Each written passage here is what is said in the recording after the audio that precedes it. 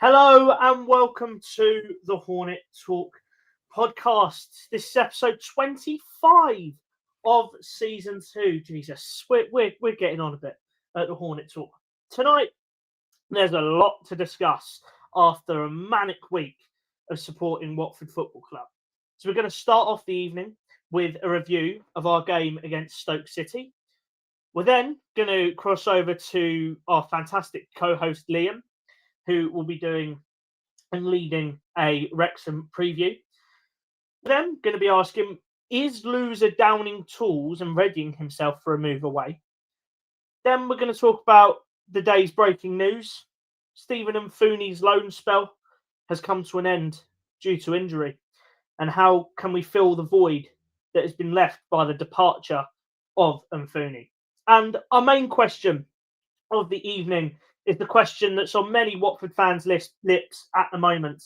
Has Ed still got to go, and are his days very numbered? We'll get the team's thoughts on that throughout today's episode.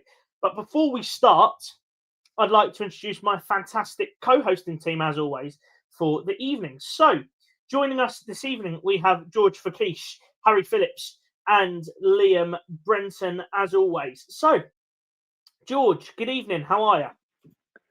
Good evening, Caden. I'm doing well, slowly recovering after that long result on Saturday, but I don't know why, but I'm planning to go up to Middles for the day before my birthday. So it's going to be a very long trek. I do feel sorry for you there, George. It's out we're of not my own very good. choice. Well, yeah, I guess so, but we are not very good. Harry, good evening. How are you? Yeah, I'm good. Still, as George said, recovering from Saturday's disaster class. But I'm looking forward to tonight's podcast and discussing what's coming up for the Hornets. How are you? I'm not too bad, mate. Just happy to be doing this after quite a shocking day. Liam, good evening. How are you? Good evening, Caden. I'm not too bad. After the result on Saturday, I was a bit downbeat, obviously being in the away end, and stupidly I've booked to go to Leicester on Saturday. I must be ludicrous, but yeah, should be a good episode. Got a lot to digest this evening. We certainly have. So let's waste no more time and let's go straight into our first topic of the evening. So starting off with a review of our game against Stoke City. George, what did you think of proceedings at the Bet365 Stadium on Saturday? So at the Bet365 Stadium, the home of Stoke City, I thought we were absolutely terrible, to be totally honest with you. There weren't many positives coming out of that game. Yes, we know that Nestia and Kunda can score non-free kick goals for once, but all we know now is we've got a big lack in defence, and obviously with Stefan Mfuni's outage due to his twisting of his ankle on Saturday, that we will be a lot of a weaker team, and now I believe that our season is fully over. And that's the harsh reality, isn't it? I think personally our season's over. But some people think it's still alive. Some people really do think it's still alive. And I'm sure we've got at least one here who thinks the playoffs are still on. Just a word on Chakford that say then, George. What did you make of his performance against Stoke? Because personally for me, he was a bright spark. Yeah, well, with Chak, he was quite well. Obviously, him getting the assist. I've got his stats up just in front of me. He had 66 touches of the ball and 88% accurate passes. And he obviously created our goal, and he created 3 big chances. So I think he did do quite well, to be fair to him. I'll give it. He was very good, considering obviously he's slowly coming back from injury. Obviously, he's been around for quite a few games now, but still coming back. And I think that he is a very, very good player. And I think he's the one that I'm more worried of leaving than Imran losing this summer, because obviously Imran's dropped off form quite largely over recent times. So you would rather lose Loser than lose Czech in the summer? Well, if we're going off current form, I would say yes. Like, I know I'm a very big Morocco flag, like it's one there, but I think for that he's having more of an impact on the game, like in this current form. And Imran Loser, like he's been good and all, but he's not been the standout performer like we have seen from him this season. So I think it's a very it would still be a very large loss, but if we can get more than 15 million for him by like Prem Club or a Ligue 1, I would happily take that. Wow, I would rather lose Czech than Loser. If I'm being honest, yes, Loser has dropped form recently, but Czech hasn't been at the races since he come back from injury, and Saturday was the first time that I've seen Czech back from injury and gone, we may start to be seeing the old Czech Verdatse return. So yeah, I'd rather lose Czech than Loser, but I do see it. I don't know if Loser is the perfect captain material, if I'm being brutally honest. But there is no denying his quality. Let's face it, the game against Stoke was an absolute utter shit show. Let's just face the facts there. It was so bad. So bad. The only two positives were Czech and Iran Kunda. I thought Tom Ince was useless, as I expect him to be. Semedo was ineffective in the large parts. Loser was off it. Bowler, I don't think he was that great.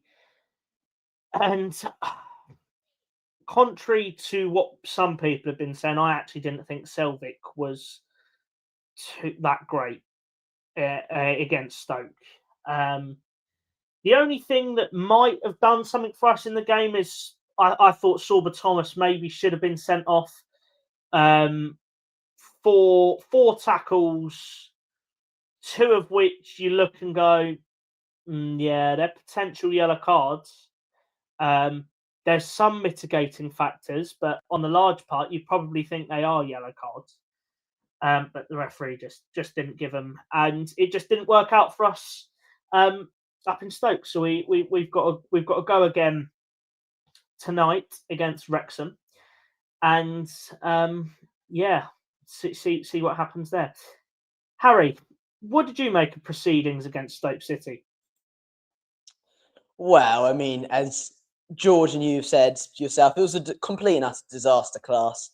The first 5 minutes, we were set on the back foot by a side who's been poor in form since New Year's Day, similar to us, perhaps. But we were defending a side that has been so poor and looked so weak recently under Mark Robins. And they came out of the books wanting that win. Now, after those first 5 minutes, we built back into the game a little bit. And I would say from minute 5 to minute 20, we were pushing and pushing on that door, missing 3 key chances, which if we would have slot 2, maybe 3 of those home. But after that point, I was very disappointed by how our Watford side was playing. We sat on the back foot after a silly goal by a silly mistake by Mr. Tom Ince, backheeling the ball 35 yards away from goal. Apparently, he's got all this championship experience. Well, with that experience, you shouldn't be doing that nonsense. They're so close to our goal, and they just connect 3 passes together because all of our players are out of position because it's a transition play, and they have a very, very nice finish, which Selvik could do nothing about. And our next 2 goals by Stoke were great. Aaron Kunda's goal was phenomenal, but by that point, I felt like there was not much hope into the game. Some positives from that game, I thought, contrary to you, Caden, Egil Selvik had a good performance. I think that's his best performance in a while, although letting in 3 goals. I thought it could have been 5 or 6 if he didn't do some phenomenal saves. I also agree that Chatfatadze had one of his best games of this season. Not saying much because he's not been great, but he was running through that Stoke side. And you can just tell based on how the fans were on the Stoke fans were on Twitter after the game, praising our number 8 like we got multiple times last season. Other than that, I thought there was a few 7 out of 10 performances from the likes of Nthuni or Nepalese Mendy, but the majority of the squad had very, very poor games, and that was what led to our downfall and ultimately us letting 3 goals in to an extremely weak Stoke City side. Yeah, just sticking with Tom Ince for a minute. What did you think towards his team selection? Not only of Ince, but also Vivaldo Semedo up front. Well, I think with the Ince selection, this is where I'm going to go based with it. Everyone saw the tweet after the game by Adam Drury stating about Aaron Kunda and how it was to make a point of him that you have to show on the training ground and show in games. I think that was more the reason why it didn't start, to prove a point to Aaron Kunda. But we're in the last 10 games, now last 9 games of the championship season. It's not time to start proving points. We need to get points. You start your best players. And that's why I was extremely disappointed by the starter of Tom Ince. And as we all expected him to do, he missed 2 clear-cut chances, which I think the likes of Edo Kayembe, Bove, or someone else would have scored, and then made the mistake for the first goal, which put us out of the game basically for the rest of it. And then Vivaldo Semedo, I feel like people were slightly a bit harsh on his performance. I thought he was all right in the first half. He was getting in positions that Kieran Gard doesn't like to do, and he had a little bit more pace. Now, his final touch or his final finish isn't great, but neither is any of our strikers, apart from maybe Dumbia, and he wasn't available for the match. So I didn't feel like Ed still had much choice to start Vivaldo Semedo, and as he said after the game, Kieran Gard had a knee injury. Well, yeah, I mean, Semedo probably did have to play it, in all fairness. I think we could have avoided playing Ince. But the main thing is, if Kieran Gard was barely fit to travel, why is he getting any minutes at all? Why was he brought on? Surely you save him to not potentially exacerbate an injury, especially we're at the business end of the season, and the club still believe that we're in contention for those playoffs. So surely it would make more sense from a club standpoint to not play Kieran Gard, don't risk him, and just let Lawson do it, like we saw. Liam, what did you make of proceedings against Stoke? Yeah, I mean, we didn't show any passion whatsoever. That was my second game back since January, and not really a good one. The games I've been to, Sheffield Wednesday 1-1, and then ultimately losing to Stoke. We didn't look at it from the off. I mean, first 5 minutes, as Harry said, we were completely on the back foot, and they were causing us early problems, which we dealt well with, I have to say. We slightly grew into the game a little bit, with Tom Ince having a chance that really should have tested the keeper with it, at least. Again, as you've said, I do question his decision to start, but Ed still came out after the game and spoke about Aaron Kunda, and it's trying to prove a point, as Harry said. So it seems like that's the only reason he started. I think Semedo had a chance as well, which really probably could have put on target. Again, he's a striker I'd expect him to put on target, but he's been thrown in, and I don't think he was ready to start, but we don't really have anyone else. I was really impressed by Sorba Thomas, actually. He caused us a lot of problems. For me, I know him a lot because obviously being from Huddersfield, he played for Huddersfield Town quite a lot, and I'm really impressed by him. I think he's a really good deliverer of the ball, and he caused us a lot of problems from set pieces. And then the first goal that we conceded, I mean, there's a lot to say about that. Tom Ince trying to backheel it in his own half by his penalty area is just ludicrous. For a player like Harry said that's got loads of championship experience trying something like that, it just seems really silly to try something like that and then let your team down. And that really put us on the back foot going 1-0 down. Second half, we started well. I have to say, we looked threatening, created chances. As we've said, Georgie Chatfatadze being the standout, I thought he was probably pretty impressive on Saturday, I have to say. Hopefully he can keep it up, and we'll get onto that in the Wrexham preview. But silly errors cost us to go 2 down at the back again. Harry said Mfuni probably a 7 out of 10. But for me, I thought Mfuni was good, but he didn't stand out and he wasn't amazing. I thought the back line were pretty shambolic, to be quite honest. Iran Kunda goal, the only positive of the afternoon, I thought, well, you can't strike one much better than that. And I think Iran Kunda's come on and said, Ed Still, I can do a job. You don't drop me, because, you know, he scored that wonder goal and that's his first goal from open play, which is surprising to see. But no, I think it's good to see him score. Silly still subs again for me. No offence to Lawson. I mean, I sort of get it. We know why now, but why did you bring him on? I sort of thought that at the time, but then having him go out on the Kieran Guard thing at the end of the match saying that he had an injury, that frustrates me even more, because if he's got an injury, why on earth do you bring him on? That, like, it just seems silly. Like, I don't understand why you bring a player on when he's injured and lucky to travel. You know, it's a frustrating day. It was a really shocking display, and hopefully we can improve against Wrexham, but it doesn't seem likely. And just sticking on the academy idea within the match day squad from the Stoke game. Do you think that maybe it would have been a better option to shift Iran Kunda into the striker role and bring on Amin Nabazada, considering Amin has played some more minutes for the first team compared to Lawson, and he's a bit more adapted to that environment because he's obviously been with us for more match days off on the bench? Well, look, at the time I said that in the away end because Iran Kunda originally did come on at striker before Lawson came on. And I have to say, I was sort of thinking, I thought someone else had come on, and I saw number 64 and I was like, I was really confused. I thought Nabazada might come on. For me, yeah, as you said, Nabazada has been in the squad a few times. We saw him at home to Leeds when we lost 4-0, and he's made a few cameos other than that. And if you were to bring on an academy player, I felt like, as you said, Caden, that it should have been Nabazada.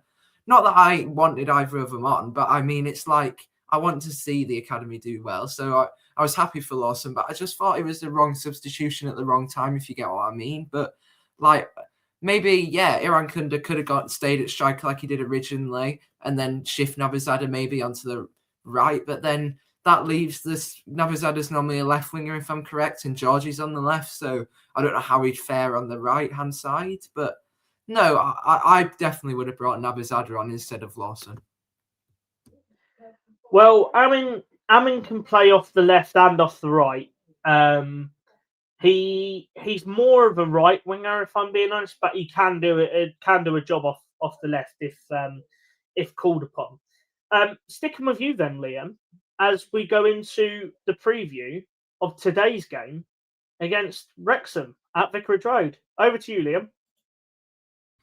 Thank you very much, Caden. Now, this game a few weeks ago when we were supposed to play tonight's visitors would have been a crucial match. However, not so much anymore for me. Wrexham haven't lost away from home since December, where they lost to Wales rivals Swansea in a 2-1 defeat when they were 1-0 up. Now that leads me nicely to my next question. Well, my first question of tonight's preview, and that is to you, Harry. Do you think Wrexham will outclass us given our recent form, or will it be closer than a lot of people think?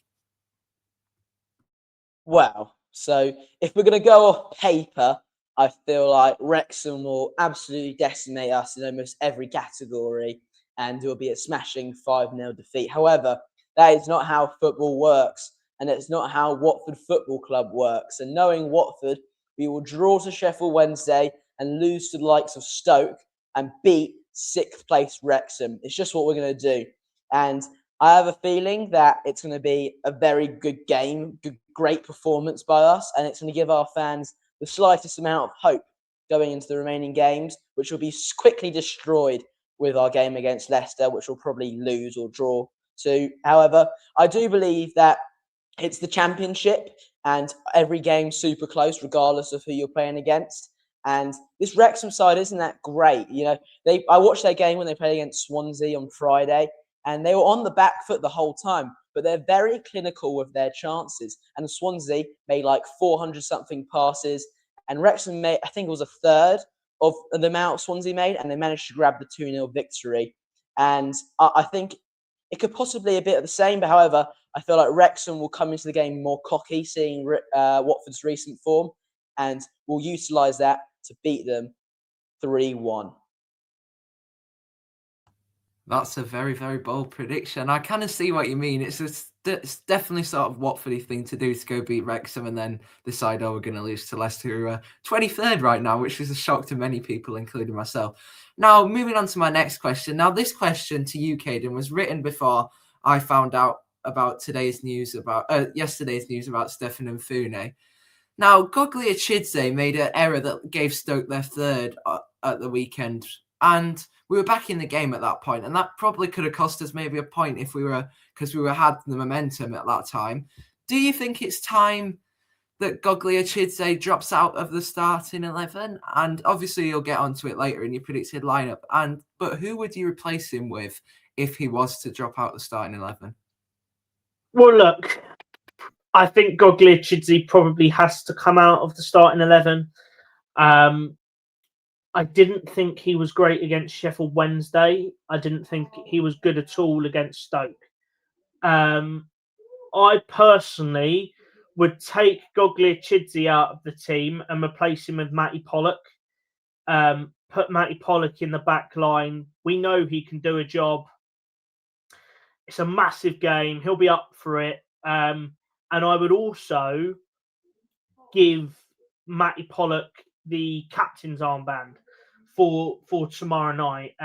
Take it off Loser, because I think Matty Pollock's more of a leader, and especially in a game like tomorrow night,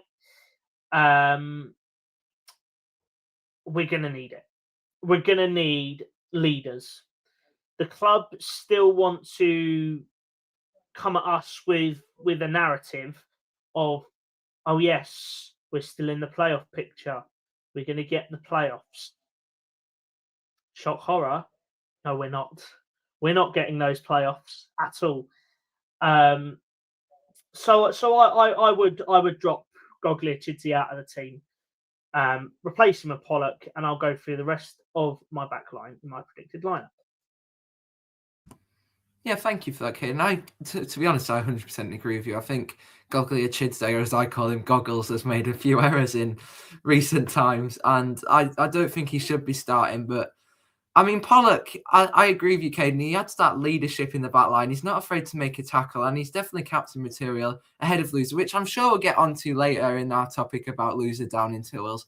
Now, George, just a question about a winger who played pretty well on Saturday, and we talked about him earlier, and that is Georgie Chatford-Tadze. Now, do you think Chatford-Tadze can build on his standout performance despite the loss against Stoke? And do you think he needs to, given his recent performance before Stoke City?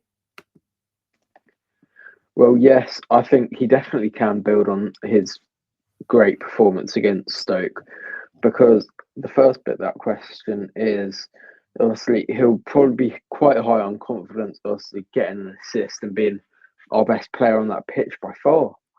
And I think he does sort of need to redeem himself from Sheffield Wednesday, but I can say that for every Watford player in this team.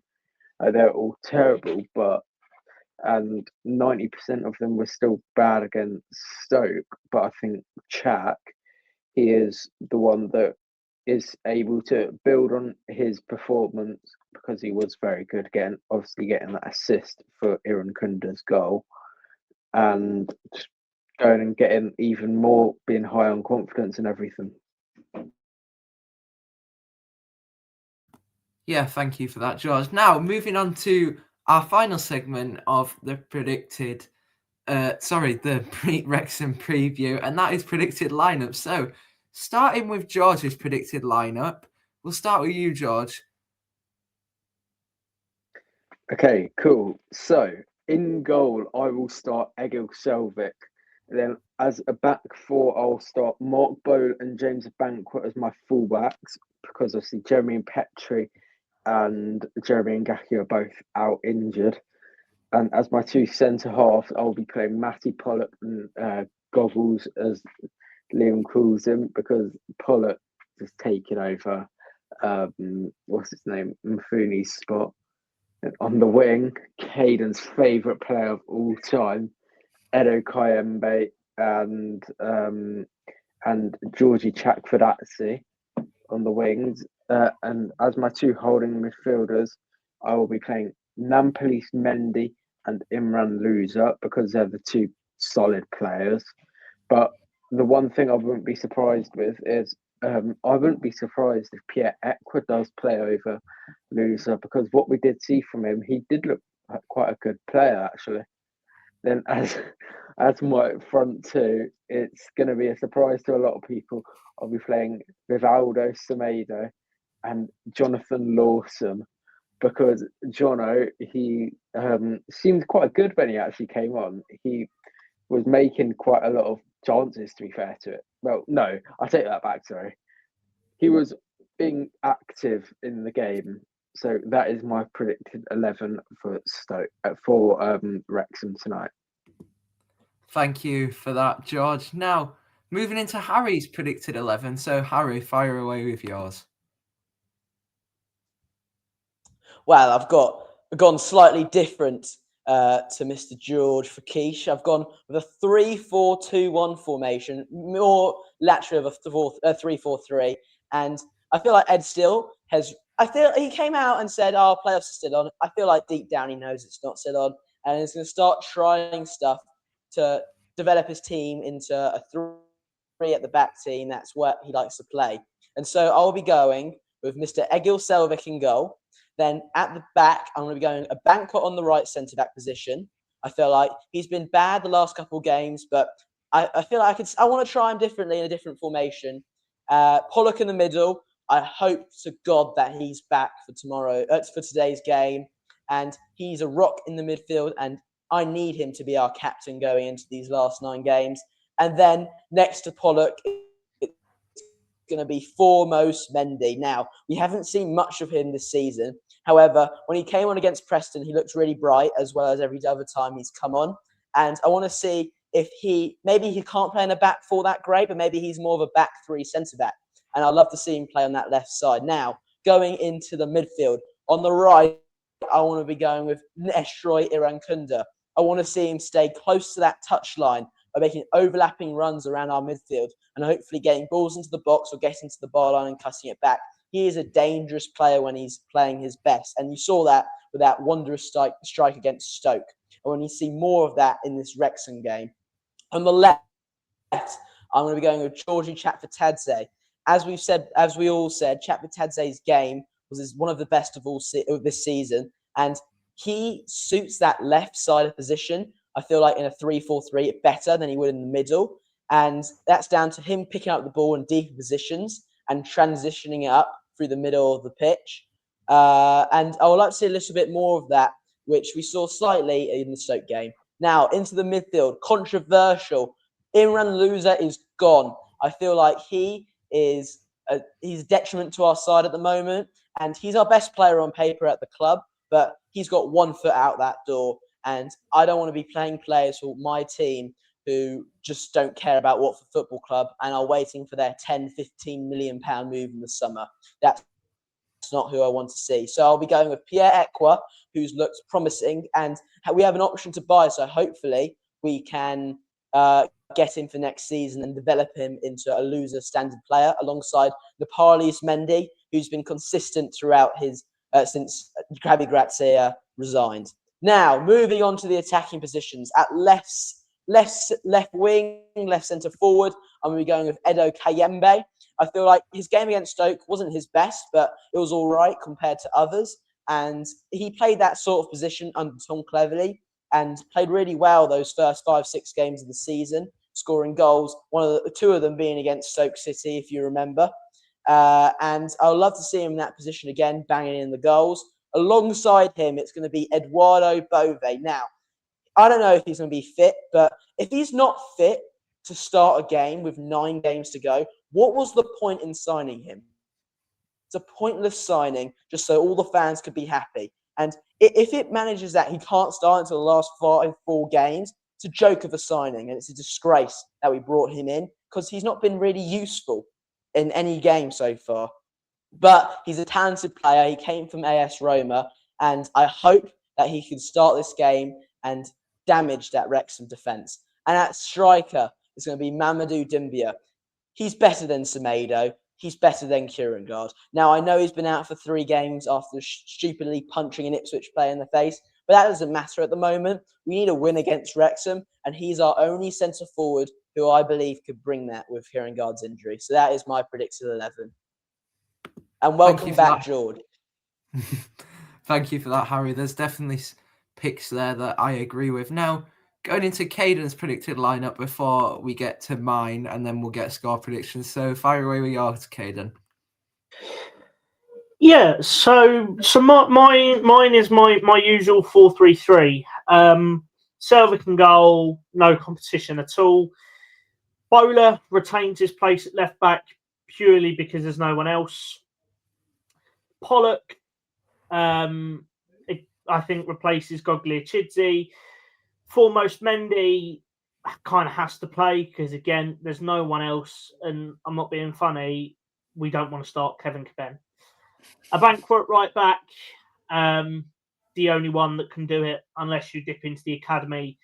We don't dip into the academy to start in a massive game such as this that the club believe is going to be crucial to our playoff push. Into the midfield, then Nampalius Mendy. I think that's probably nailed on. Bove, he's got to start over Loser.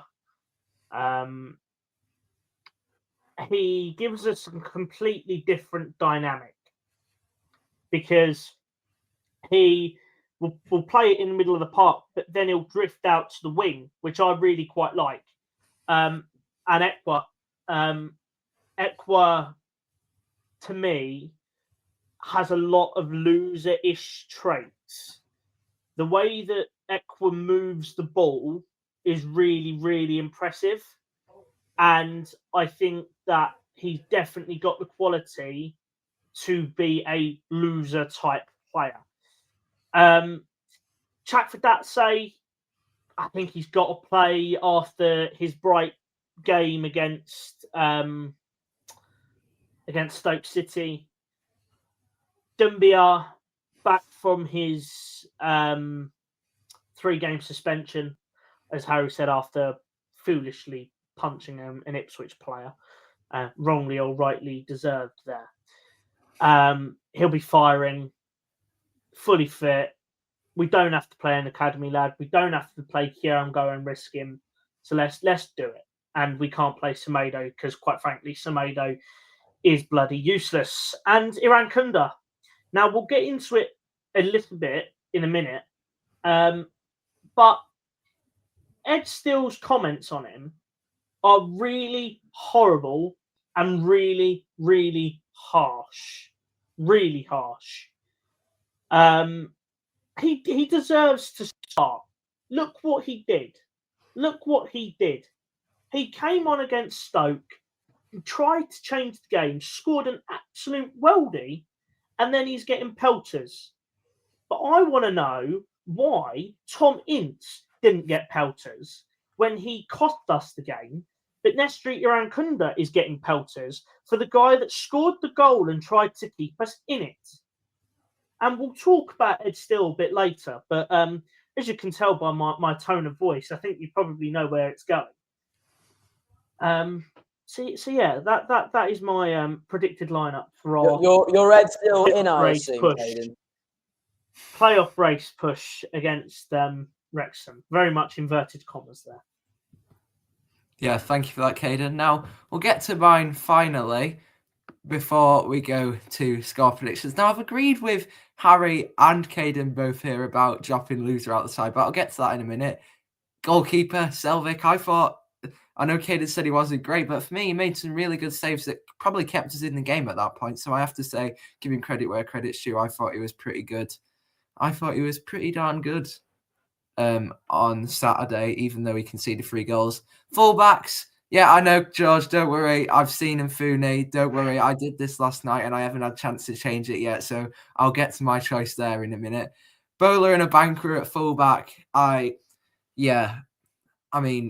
Bowler thought, I think he has to start at left back. We don't have another one really that could play there. We had Mfune, but now he's gone. He's broken his ankle. A banker right back, no fit right back either. Adds to a whole host of injury problems that we've got. So, yeah, I'd keep a banker at right back. Now, I've gone for Pollock to come back into the side over Goggles. And for me, I just think Pollock's been a leader in this team and he's really solid and he's a threat from set pieces as well. So maybe we can cause Wrexham some problems from set pieces with Matty Pollock's head. And I think he's not afraid to make a tackle. I think this game's perfect for him. When you look at last time we played Wrexham, obviously Kiefer Moore's out injured, but he had Kiefer Moore in his back pocket the whole game. He was completely solid against Kiefer Moore. So, yeah, I'd have to keep Matty Pollock in the side. Now, it says Mfuni there, but I haven't had a chance to change it. So, again, I agree with Harry and Caden. I would let Foremost Mendy have a chance. I know he hasn't played recently, and the last time we saw him, I believe, if I'm correct, was against Preston in Ned Still's first game. But I don't want Kevin playing there. I don't think a lot of the fan base want him playing there either. So for me, I'd have to go for Foremost Mendy there. Now, midfield 3 is where it gets interesting because me, Caden, and Harry seem to have agreed with dropping Loser out, but George seems to go with Loser still in the side. But obviously, I know why George has gone for Loser in the side. But yeah, I've gone for Nampalius Mendy. He hasn't shown much recently. I can't lie to you. I thought he was impressive first 2 games when he came in, but we have to keep him there because, well, we've got no real other option apart from Bove, and I don't think Bove is ready to start, unfortunately. I know some of you guys put him in your starting 11s, but I just don't think he's ready. Kayembe in, self-explanatory. He's been good over the past few games, really, really solid. I'm really impressed by him. I think he's a solid player, and he's got a good strike in him, as I say every week, and maybe he'll get a goal against Wrexham. And then Ekwar coming in for Imran Loser. Now, I think it's time Loser drops out of the side. I think we'll get to that in a couple of minutes' time, but I think he has to drop out of the side for now. I think Ekwar's made some really, really good cameos when he's come on, and he holds the ball well, and he's got a good attacking-minded. He's very attacking-minded at times, so he fits that profile that Loser was. Now, on the left, Chatfatadze played there the weekend, thought he was pretty solid. So again, I'd keep him there unless we went with a 4-2-3-1 and maybe played him in the cam role with Kayembe playing in a midfield 2 or midfield 3, 4-3-2-1. And then on the right, Iran Kunda, I think he has to start after his goal against Stoke City at the weekend. I think Ed Stills realised that it was the wrong decision to bring Tom Ince in. So, yeah, I think Iran Kunda has to start there. And then agree with the lads. Apart from George, Dumbia has to come in. I think he's our only fit striker really at the minute. If you look, Kieran Gard, I think Ed still said in his press conference yesterday or said to the media yesterday that he's probably going to miss out. And I don't know why he brought him on at the weekend. So it's just silly to me. So Dumbia has to come back in. I think he adds the pace. And that front 3 adds a lot of pace and a lot of energy. So that concludes my starting 11. I think I have made 3 or 4 changes in my starting 11. So, yeah, that concludes my starting 11. Now, before we go on, I pass back over to Caden and go on to our next topic. We're going to get score predictions. I'll start with mine before I go to George, then Caden, then Harry. I'm going to go a 2-1 Watford win. I think I don't think we'll keep a clean sheet against Wrexham. I think Nathan Broadhead will continue his good goal-scoring form for Wrexham and score. Goal scorers for Watford, I'm going to go Nestory Rankunda to continue his goal-scoring form and Dumbia to come back from suspension and get a goal on the up top. I think he's going to score. Hopefully we can get the win. Doesn't make much of a difference now, I don't think, unless Wrexham start falling apart and Derby start falling apart. But no, I think we're going to get a 2-1 win. And mine's just gone blank. Anyway, let's go to George. George, score predictions.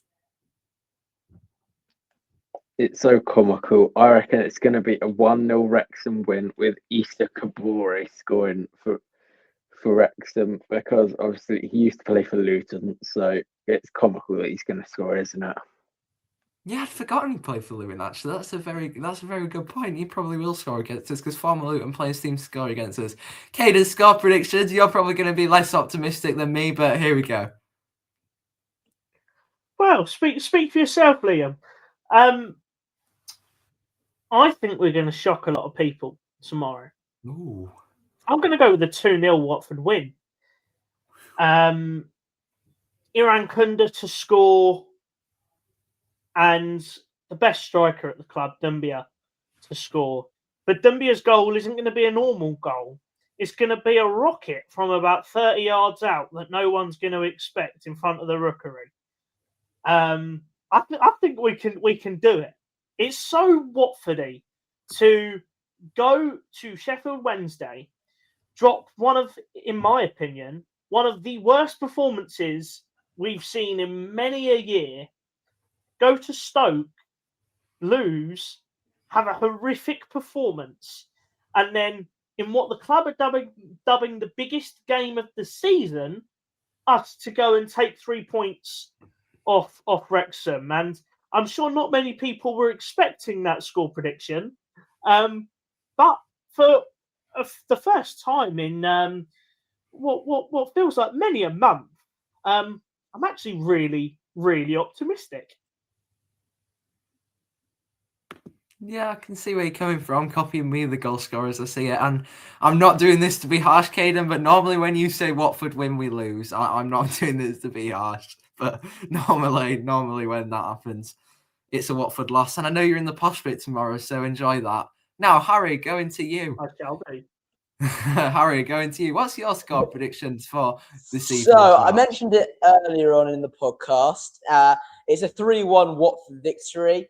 I'm in complete agreement with George here that Kabore is going to score. Isn't that the same Luton that was in the Prem a couple of years ago and now is rotting in League One, if I'm not mistaken? Yeah. That one, right? And I feel like he's going to score first and then we're going to grab 3 goals. It's going to be 2 by Dumbia and 1 by Iran Kunda. That's my score prediction. The most Watfordy thing of all time. And then we're going to lose to Leicester on the weekend. Why are we all copying goal scorers? This is funny. Apart from George, we've all copied goal scorers, but I like it. Now, passing back over to Caden. Thank you for listening to the Wrexham preview, and we'll get on with the rest of the episode.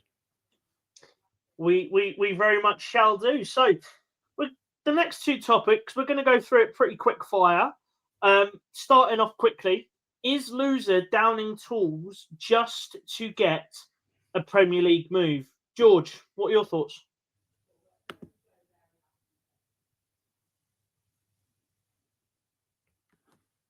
Sorry, my mic was all messing about. But what do you mean by that? Downing tools? Downing tools. So purposefully not performing well and not caring just to get a move to the Premier League. Oh, okay, thank you. To be fair, I think he has just lost form. I think a part of it, I'll give it to him, maybe like Ramadan, that could be affecting him. Obviously he won't be like eating or anything during the day when he's playing the full 90 minutes. So that could definitely affect his game. And I do think that it might affect, but if he does want a Premier League move, he should be playing to the best of his ability. Like, there's no point in him playing worse if he wants to move to a better league.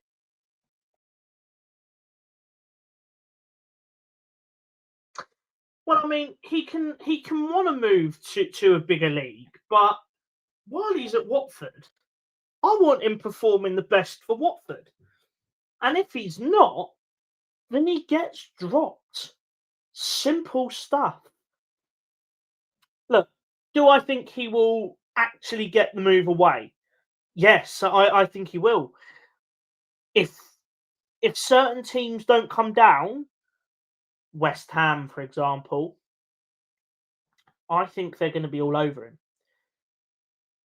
But that club isn't my biggest concern. My biggest concern is actually a side on Merseyside. Everton. I'm really concerned. I think Everton are going to get him.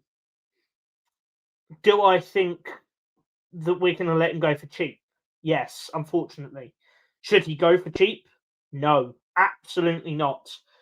I want us to absolutely fleece as much money as possible out of Everton as possible.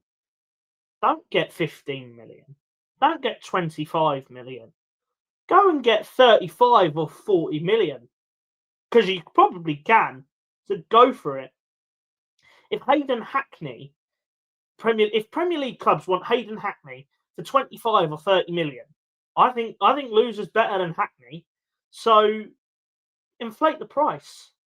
Not only have you got the club value of him, obviously being the team captain, as I say all the time, you've also got inflation and the fact that he's in his prime years. So I think you could, in theory, get 35 or 40 million for him. I don't think we'll get more. I think we'll get more with one other player in the Watford squad. But I don't think we're going to get more than 40 million. So that should be the set price tag, I would say. But yeah, definitely keep an eye out for Everton in the transfer window, trying to get Loser. But we have to be very, very careful approaching that. But if he wants to go, we're gonna have to let him go because we can't break our wage structure for him. The Pozzos quite simply don't have the money, and they want to save as much money as possible because otherwise they're going to throw themselves into even more debt that they're already in.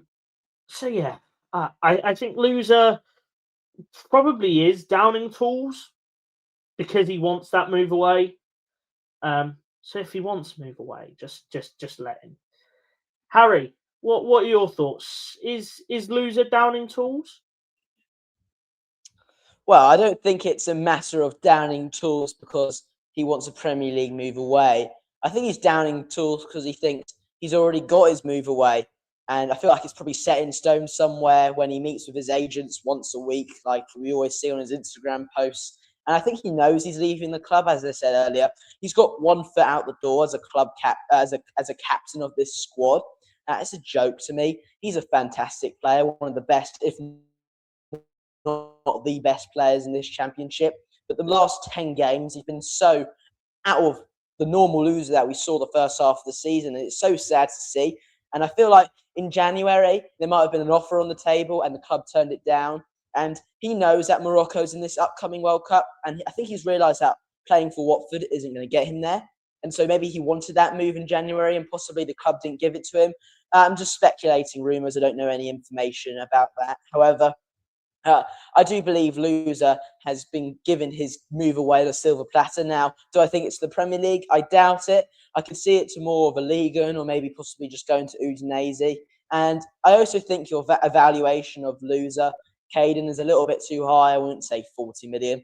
I would say anywhere from 15 to 25 million for Imran Loser, and I'll be completely happy with that. Now, Othman Mama is a different situation. Yeah, certainly. Ottman is a different situation. I think we could maybe get 50 mil if we're really lucky. Get 50 mil for Ottman Mama, and we're cruising. If we can get even more, get 50 million for fantastic. Well, yeah.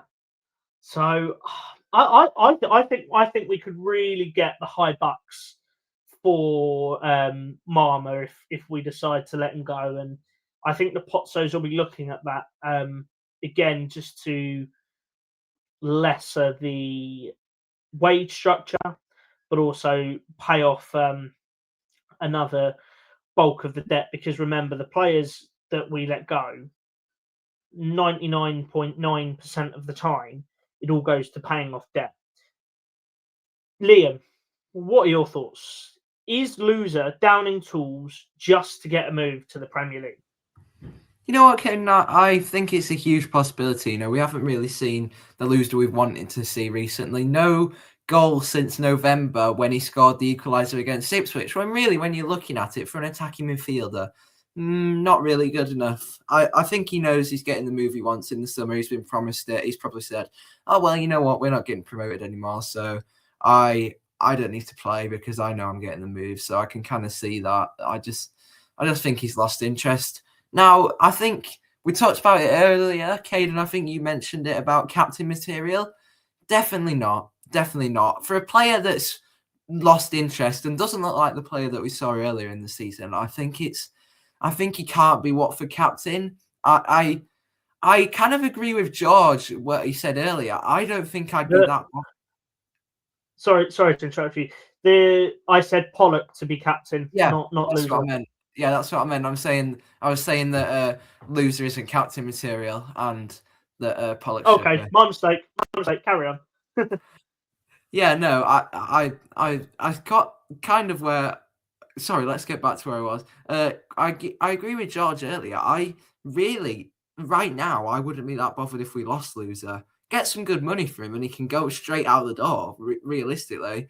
I'd be more rather to keep Chapatadze at the moment because he's got more interest. I kind of see that. If Loser had more interest, then I'd say, at the start of the season, I would have said, yeah, definitely, we need Loser. But now, I'm saying, don't think we need him. I think we had a good chance with him playing really well in the side, but now I just think hope's been distinguished, and I think he's gone, and rightfully so. To be honest, I just can't see a future with him here at Watford.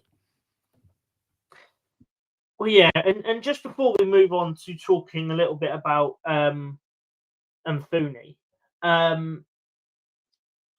I think we're seeing again what Loser had when he first came back from his massive injury, where he's completely out of form. But that was understandable then because he's just come back from injury, and we were all saying, "Yeah, let him go."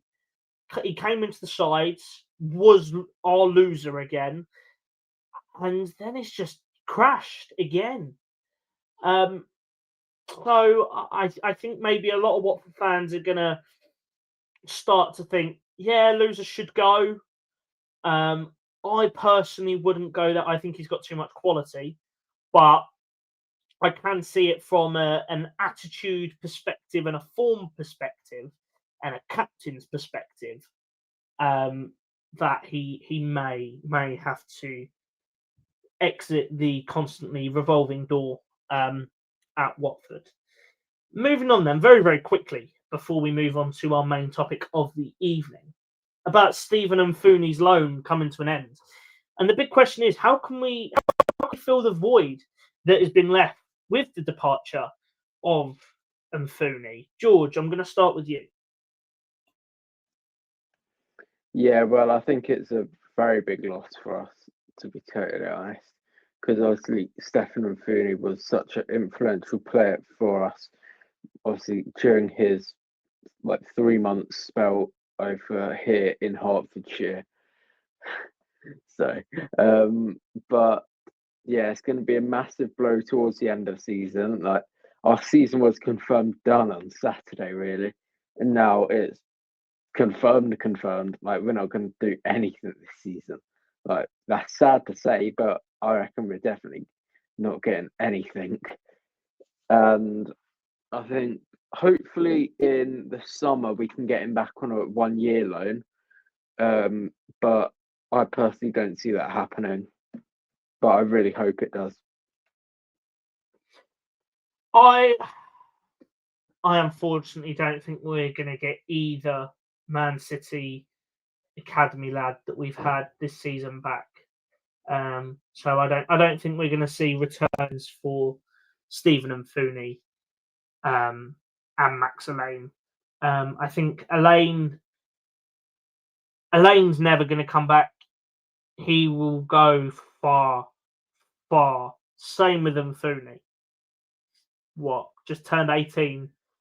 And he is absolutely fantastic. And I hope he gets chances in the Premier League. But I think he's got to get some more championship experience. Whether that is retained at Watford, I think not. But we shall see. Very, very quickly, Liam, what do you think? How can we fill the void that's left by the departure of Funi? Well, look, I think it's never fallen in love with a lone player part 2. We talked about it on the pod when Max Lane left, and I fall in love with lone players too quickly because I'm gutted. When you're looking at our defensive record, when he came into the side with a banquet and obviously with goggles, we were a bit more defensively solid. So I have to say it's a big blow. I don't think we'll get him back next season. I would like one of them back, of Elena or Funi, but I just really can't see it. So no, it's a big loss, but I think we're going to have to cope without it. And I saw a point on it earlier. Someone says we're lucky that we've got 50 points already. Otherwise, we would have been down there if we lost Funi and we were still relatively down low. I think we could have been in trouble. I'm not going to lie to you. Yeah, we very much could have been. Harry, what are your thoughts? How are we going to cope with the departure of Funi? Well, I mean, it's a very sad situation that another Manchester City loanee has been recalled. This time, a bit of a different situation with an injury. It's very upsetting. I think George and Liam have both covered it, that he's gonna be a big miss, and I'm super sad to see him go, and I doubt we'll have him next season. So there's my thoughts on Stefan Funi. Yeah, it's a sad situation with Funi. Now, on to the big topic of the evening. George, has Ed still got to go?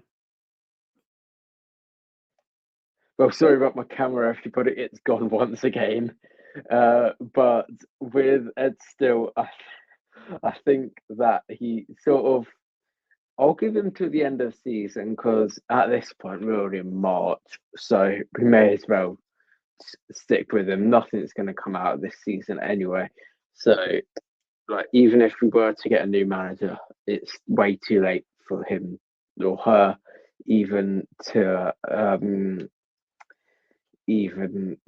get playoffs. So I think stick with it still to the end of the year, season even, and go searching for a new manager in the summer.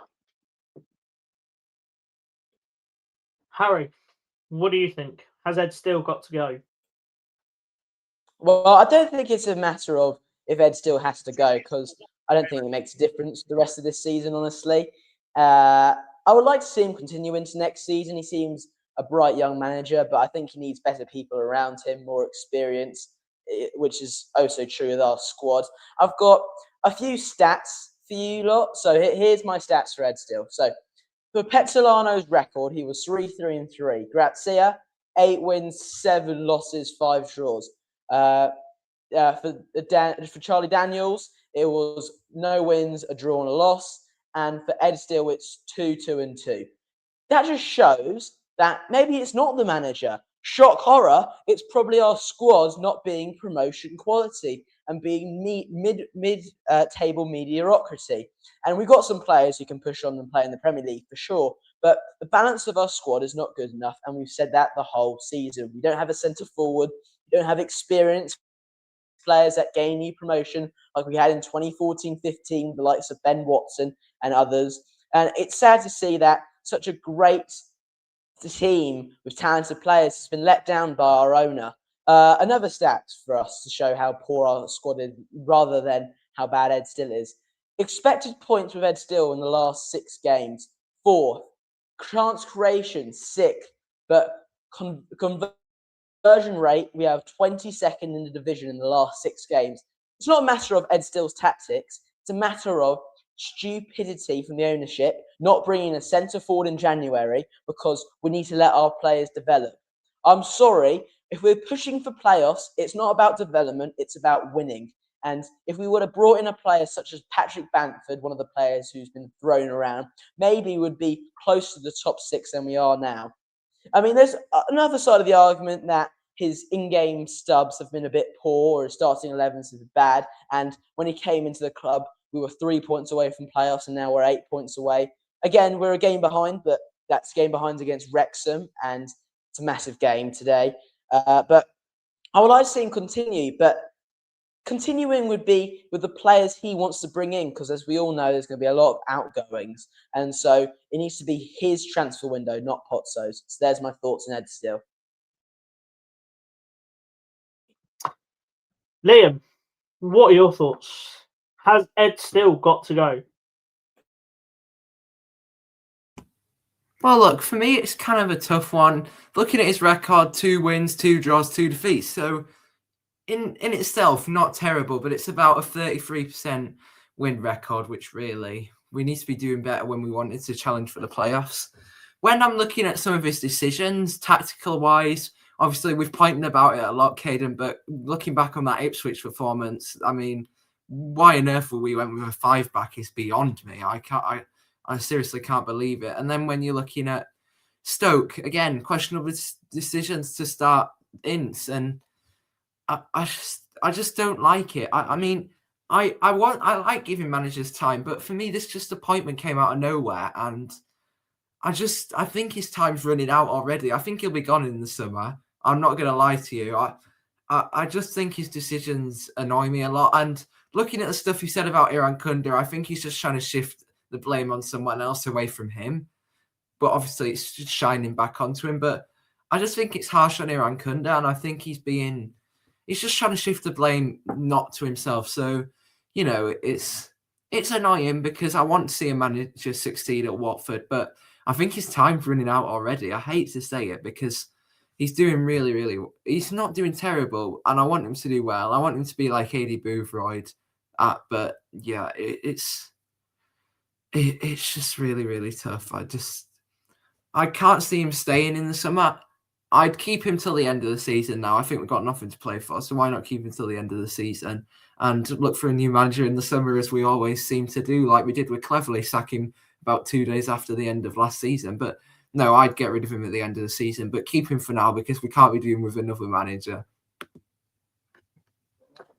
Well, look, for me, lose tonight, Ed Still has to go. I think he's been brought in as a yes man. He's a glorified PE teacher, and that's probably harsh on all the PE teachers out there. And he's completely lost the squad. I don't think Loser really wants to play for him. I think Iran Kunda just keeps getting annoyed at him. His tactics are bizarre. His substitutions are even more bizarre. And his refusal to drop big players due to bad performances. He doesn't want to drop Loser, and he doesn't want to drop Mendy. Mendy somewhat deserves to be dropped, not after Stoke, after Sheffield Wednesday.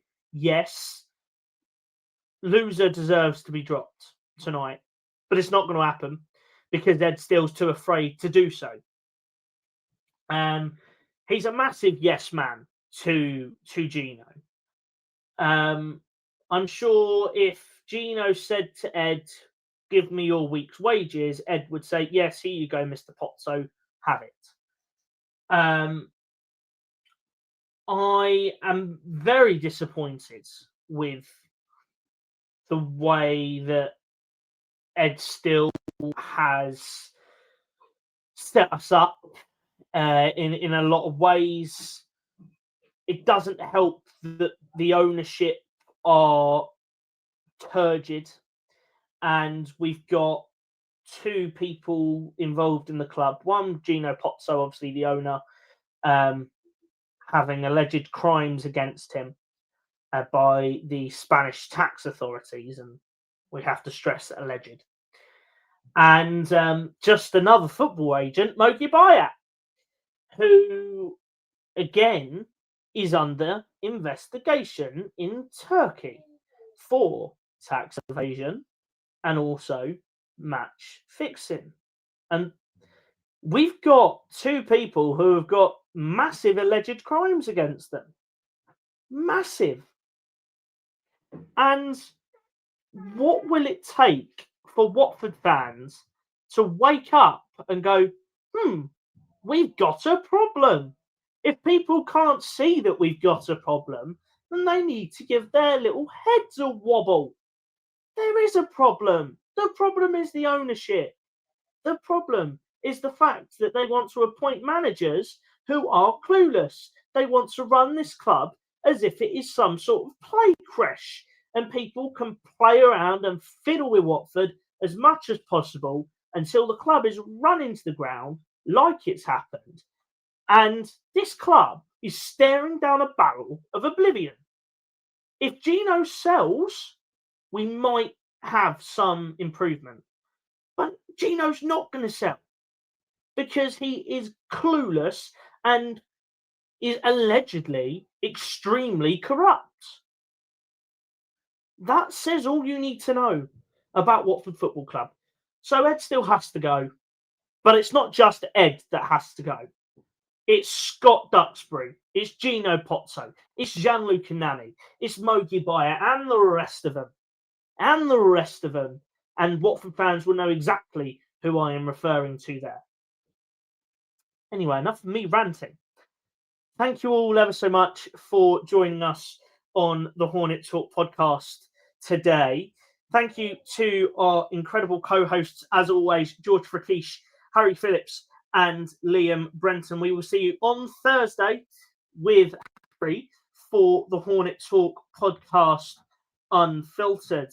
Harry, how have you been enjoying Unfiltered so far? And what should people expect from us for Unfiltered? Yeah, I'm of course looking forward to Unfiltered on Thursdays. I feel like my favourite part of the week, school week, as well as getting all my schoolwork done. I can go home and talk to other Watford fans about the beauty of our football club. And I hope everyone gets on and calls in and talks about their opinions, as it was a great show last week, as well as Liam's on the weekend was fantastic as well. And so I would love to see a lot of those names who we saw on Liam's podcast joining in on Unfiltered on Thursday. So come on, you uns. Certainly, we had a massive reception on Unfiltered. It was really, really busy for the first time. So we were really, really happy with that. So thank you once again to the fantastic co-hosting team. And if this works, you should be hearing this. Hope that fades. There we go. I've got something to say. Have a really good rest of your evening. And we will see you all on Thursday. Come on, your horns. Yes!